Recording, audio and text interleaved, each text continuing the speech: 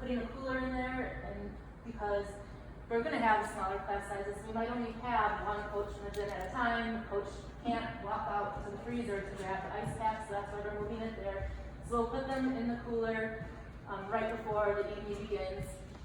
They should be able to stay fine for the 3-hour shift, and then we'll sanitize afterwards and put them back in the freezer. So we have some new side duties, which we'll talk about in a little bit as well. And there's one other thing in the video that made me think about something. I'm sure it'll come up later. So essentially let's do a tour of the gym. So you guys all saw what the lobby looks like when you come in.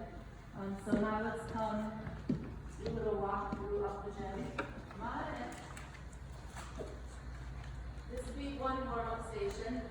This would be the last warm-up station to get used. So if you're the first class of the day, obviously go to the floor because people are going to be walking through this area. So just keep common sense here. Get the warm-up station where it's going to be less traffic to begin with. So you would follow the green dots to the warm-up station by the floor, or you can follow the green dots to a warm-up station by the vault. All these green dots lead to everywhere in the gym. So you don't have to take there's not just one path to say the bars. There's not just one path to the floor. So if you have a group that's warming up right here, and you're going to take your group to the bars, you're not going to take this path because there's already a group here. You would take a different path to the bars. Make sense? So if we come here, so you can see there's numbers. Again, the numbers match whatever number cubby they are. So if we come over this way,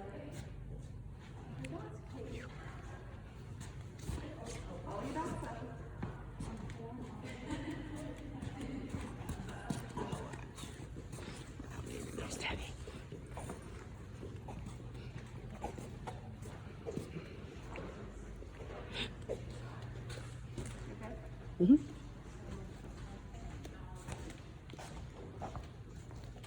So then all the different stations are numbered. Depending on what the class is, we're going to have to get really creative with how we learn lesson plans. I haven't even really started thinking about how it's going to look yet. But we might work on a skill, and then we might practice some jumps. Then we might do a little shaping, like teach them, or conditioning. It's okay to do conditioning. It'll help make them stronger. So it might not be as, that's another thing we could do for our reward for the trampoline. Oh, whoever can do the most push-ups, you get to go on the trampoline. So you can make conditioning fun by that. So we'll do skill work, we will do conditioning, we'll do shaping, which they haven't really got much shaping, but we can really focus more on getting them in like the correct helical and teaching them turtleback shape and stuff like that. If the class size is small though, if we only have 4 kids, we have 4 hills, we could incorporate that into a lesson plan. So I'm not saying we're not going to use that equipment, or the barrels too, we can incorporate if we do have smaller class sizes. So once I get a better idea about what enrollment's going to look like, then I'll have a better idea of where we're going with these lesson plans. So we have more green dots that go to the tumble track. And again, they do lead up to the trampoline too, and we end up taking a full class up there, but we probably won't. We have a mop over here. I don't want to put these mops on the carpet because when they're wet, I don't want them to ruin the carpet. So that's why I've just been keeping them up on the mats. But so that mop can be used to do the floor area or the tumble track. We talked about teams. The reason we have this staggered is because the teams are not 6 feet apart. So that's why we have one person starting here, and the next person will start here. So that way they can just keep doing this 6 feet apart. So they would go to the blue line and maybe have them freeze and stop. This person will be down there, freeze and stop, and then you go back to either your number or your marker.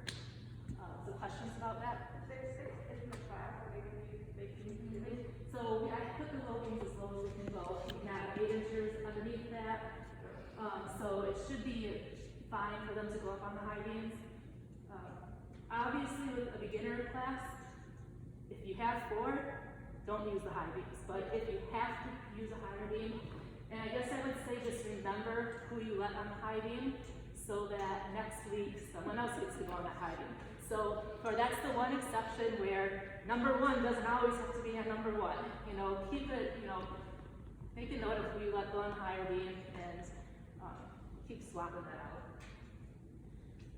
Over on bars, again, everything is, they go to their station, and again, they're just gonna we'll do lesson plans where they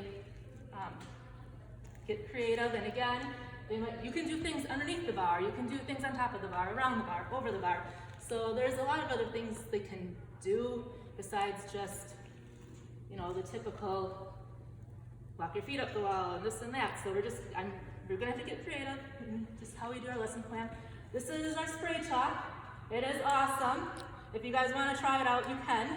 But you just have to you can't get it in their eyes. So they have to make sure you remind the kids to close your eyes, and then you can spray it on. You have to do it for a couple seconds, and then they just rub their hands together, and when it dries, it is pretty sticky. And I was able to just swing for a couple turns. I mean, it didn't really wear off on me. I wasn't doing a full turn, but it stayed on pretty good. So I'm really impressed with that.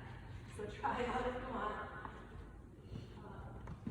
Any questions about being in here?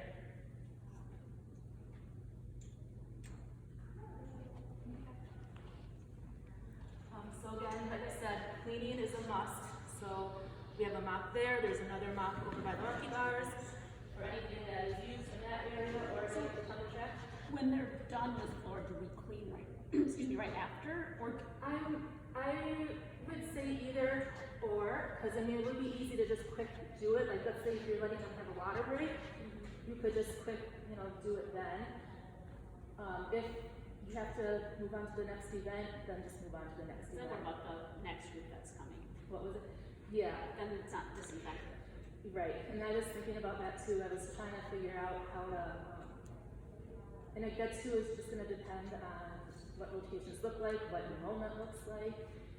Maybe I can do a rotation where, okay, I know that it hasn't been cleaned yet, I'm not going to send another group over there, so, you know, because we have a lot more space now, but we'll have to figure that out once we get a little closer. Sunny?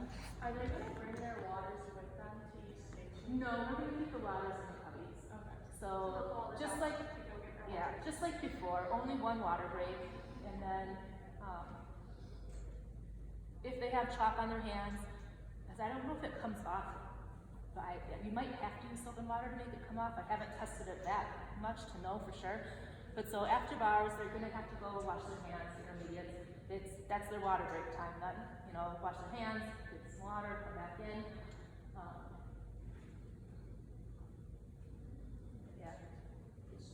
I think to begin with, it's gonna be staggered enough. We are keeping 10 minutes in between our classes for rec and 15 minutes for preschool, so that you do have time to clean.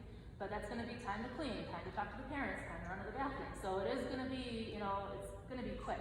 So I guess if we can do it, you know, after the event, just to save one less thing you have to clean later on, you know, that could help. And then if, you know, let's say we do have two coaches working one evening. If one coach, maybe a class in her middle of your shift didn't run, well, then you're going to help clean for that 45 minutes or hour. So if you ever have a class that doesn't run, and so that would help other coaches with cleaning. Any other questions? And if we went from floor to the tumble track, if that was always the rotation, then they could clean. Yeah, I mean, by the kids Clean the track after we use it? Mhm. Are we cleaning beams or just? No, there is. They're only on their feet, so.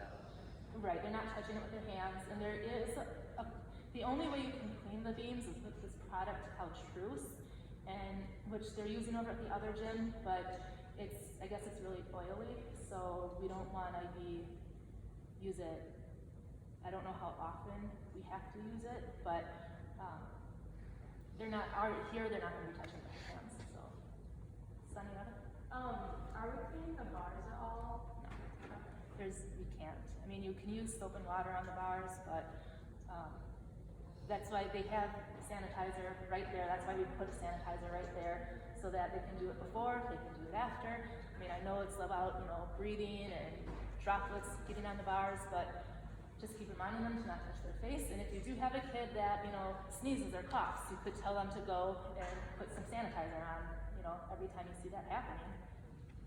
Does everyone wash their hands after bars or just people who use the chalk? Just people with chalk, the kids with like beginners, advanced beginners, just put sanitizer on. They don't need to. And again, I know we're gonna run out of, you know, this liquid gel probably fast. And you just can't buy it right now. But that's why when we do run out, each coach will have a spray bottle. We have them already set, ready to go. We got plenty of that, so we'll be fine. Any other questions? So the only place you really need to sanitize like right after we run is before the double track. Yeah. So we should have time to, you know, in that 10 minutes afterwards, we should have time to quick do it. And it'll be the mat too that they're just not enough on double track. And on trampoline, if we're giving kids turns up there, as long as their kids aren't touching with their hands, you don't have to go mop up the trampoline. And you know, kids are gonna fall. Like their hands are gonna touch. Just try your best. So you know, they can do jumps. They can do peanut rolls. They can do, you know, intermediate it up. Can do flips. They can, you know. So they like jumping on the trampoline anyway. So they'll have fun with it. Yeah, because the rope is closed too. Yeah, that's the bummer. And the bell, we're not going to be able to. So anytime they get a new skill, we can still stop the gym and cheer for them because we want to be excited. And that's another thing with having a mask on is, you know, the kids can't see if you're smiling or not. So when we're praising the kids, we have to make sure that we're really being enthusiastic with our voice because that's the only way they're going to know, really can tell, you know, what we're really feeling. So just making sure that we're paying attention to that because it's going to be hard coaching with not being able to like use your face expressions to let them, Right. you know that yeah, they're doing a great job or something, or you really like what they just did. So we're just going to have to be over the top with making sure that we really are cheering for them and praising good behavior and new skills. Sunny? With like the praising good behavior, are you like high fives or anything or? That was what I was going to bring up. Air fives. You can do air fives, you can do an elbow bump, but you can, no high fives. We're not doing stamps and stickers right now, so when we're closing a class, we can, you can still sit them down and be like, you know, oh, I was so proud of you for doing this today, or, you know, pop quiz, who remembers what a hollow hold is? So we can still, you know, do a closing activity with them. It's just not going to be touching. Are preschoolers gonna get stickers? No. No. All of that is off now. Should we do the closing activity at our last event so we aren't like kind of in the way over there? That's a judgment call. I would, again, everything is staggered, so we're not gonna have people like entering and exiting at the same time. There might be 2 red flags, and I will have that on your rotation. You have like, make sure you greet this class and tell them to use the preschool cubbies or something. So I think there's 2 red flags, but it was kind of close. But otherwise there shouldn't be much overlap. But if you notice that a group is warming up there, then yeah, do your closing activity at your last station. It's a judgment call.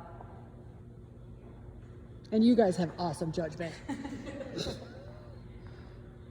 Anything else?